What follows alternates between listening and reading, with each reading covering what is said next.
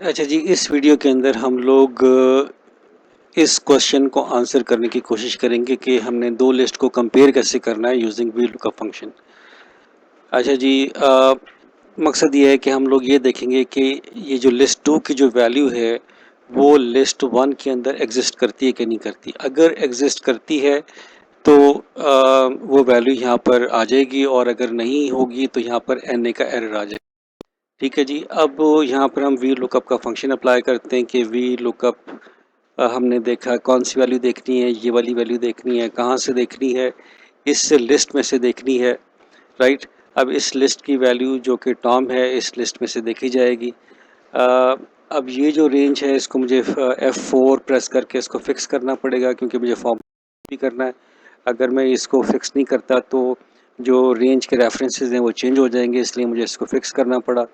और मुझे अब अगर ये वाली वैल्यू एग्जिस्ट करती है इस लिस्ट के अंदर तो मुझे क्या करना चाहिए, मुझे ये वाली वैल्यू रिट्रीव कर लेनी चाहिए जो कि कॉलम 1 के अंदर पड़ी, क्योंकि कॉलम हमारे पास एक ही है और मुझे यहाँ पर एग्जैक्ट मैच है, इसलिए मैंने कॉमा डाल के 0 कर दिया और इसको मैंने एंटर कर दिया।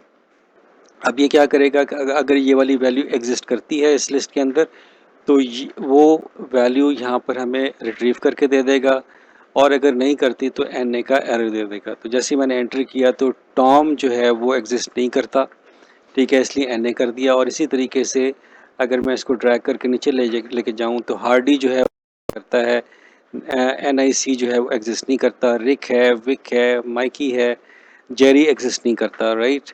और इसी तरीके से सेमी भी एग्जिस्ट नहीं करता, राइट।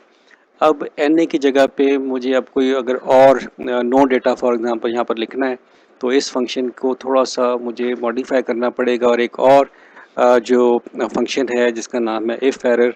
तो इफ़ एरर का मैं यहाँ पर लिखूँगा तो ये इफ़ एरर का फंक्शन है, और वो ये कहता है कि अगर ये फंक्शन आपको एरर रिट्रीव करे तो यहाँ पर क्या करते हैं, यहाँ पर आप NA की जगह पे यहाँ पर नो डेटा यहाँ या कुछ जो भी आप टेक्स्ट में लिखना चाहते हैं तो इन्वर्टेड कॉमर्स में आप यहाँ पर कर दें और इसको बंद करके एंटर कर दें।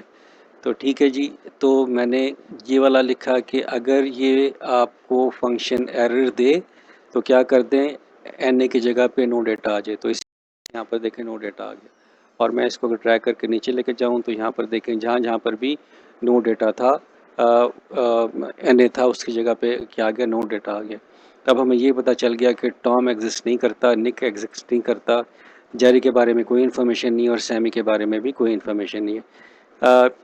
ये जब हार्डी मौजूद है, रिक विक मौजूद है, और इसी तरीके से जो नाम यहाँ पर हैं उस दूसरी लिस्ट के अंदर मौजूद है।